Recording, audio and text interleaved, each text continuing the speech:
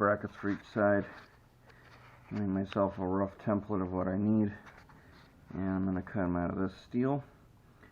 I suppose I could weld them to that aluminum condenser. I don't see the need for that, so we will go and make these real quick, and then I'm going to use some riv nuts to bolt them to the frame rails, and then that'll be in there solid.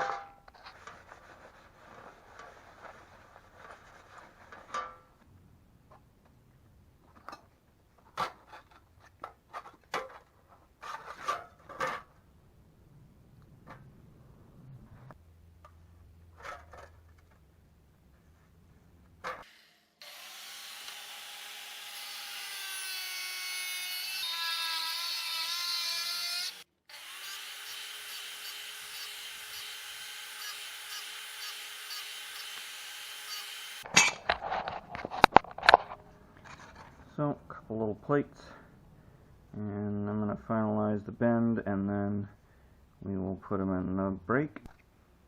So the next step was getting them bent. Did that a little bit different on each side because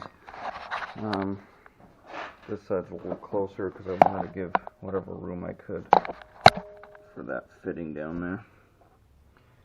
Yeah, it's probably going to be one of these deals where I'm going to install the fitting first when this is loose and then put it back in position. So this condenser comes with already these pre-made holes. I'll drill them out a little bit so I can use what I need to as far as mounting them. I'm marked here and here. That's how far the brackets are, and I'm going to drill these out a little bit, match it up with this, and that'll be one side of it.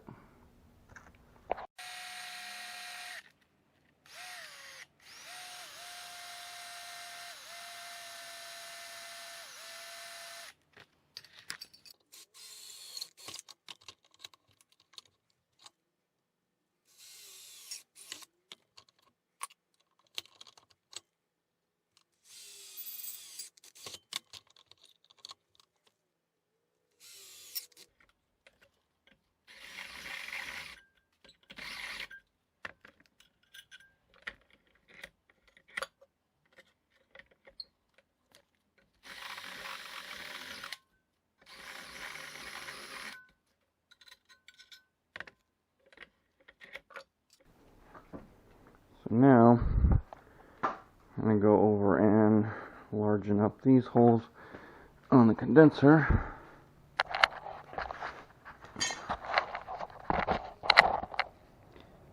And largen up, whatever.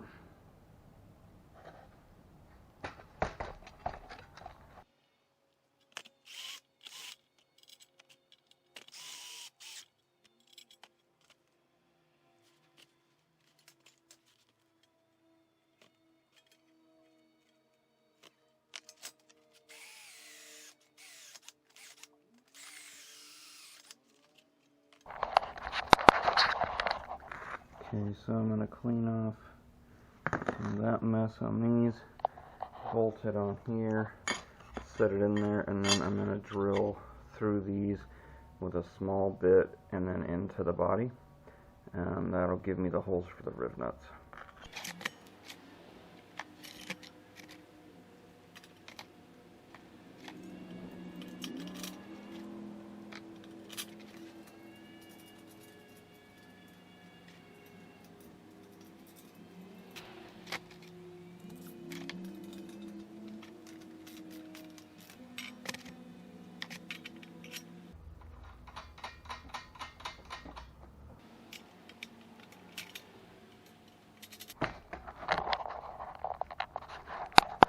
So I'm going to paint those up, but for test fitting, I got those bolted on.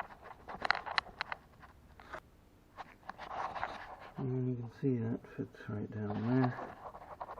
Fits right down in there. So I'm going to drill through those into the body, like I said, with the small bit. Hopefully, I guess I could just mark these first and then drill afterwards. We'll see how I can get in there. By now, a lot of you are probably pretty familiar with what a riv nut is, but if not, they are super handy. Come in a bunch of sizes.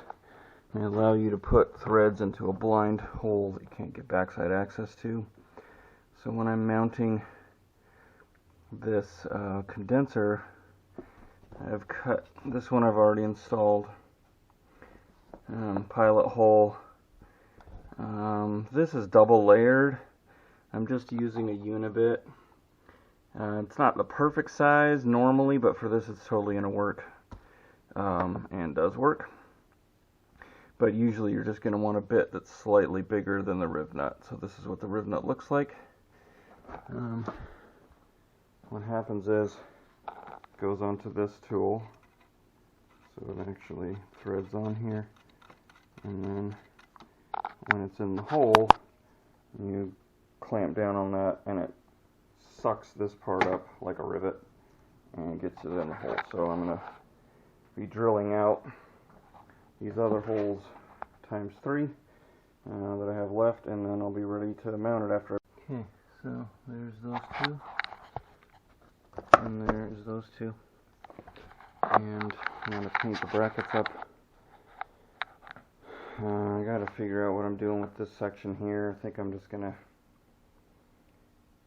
use some hammerite on it. So this is the radiator. It's made for an LS1. Got it off eBay.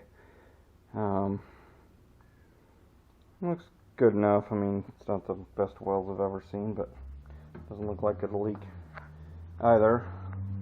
Fits very nicely. I got the, you can't really see the air gap, but I have an air gap between the condenser. Probably put a little bit of that foam between the two of these things just for vibration purposes. Nice thing is, it sits right down on the rubber mounts already, and the stock Lexus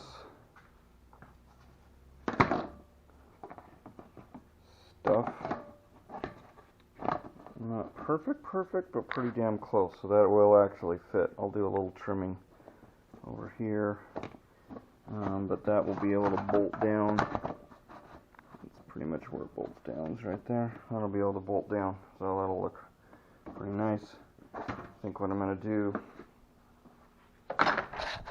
is just make one bracket that goes from here to here. The rest of it, radiator is going to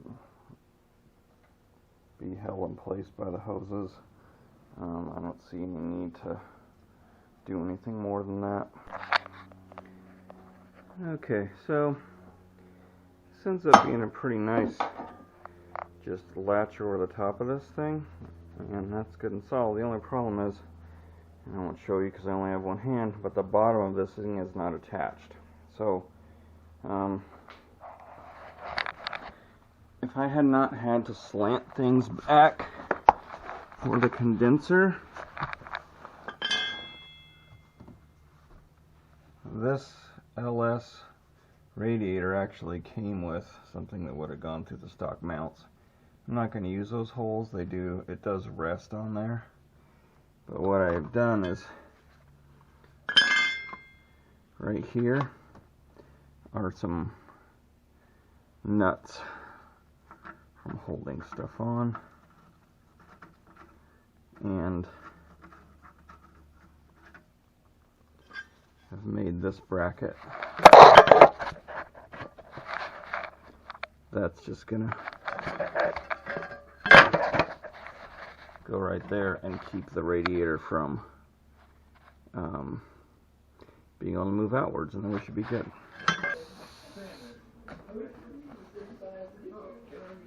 So then we just need to put the black, I guess you call them fascias, or whatever.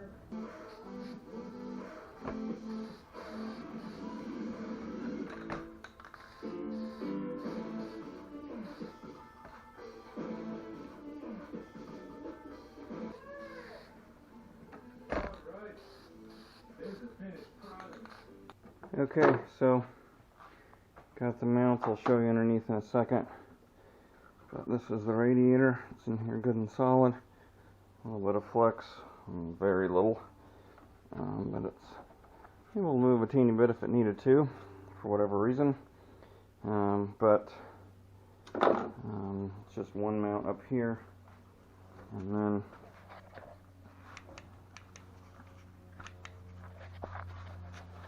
down below,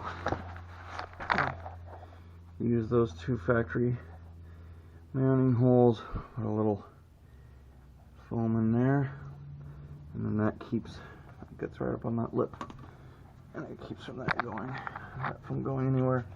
The radiator actually rests on those rubber mounts right there, so it got some vibration. Vibration, whatever, helps with vibration.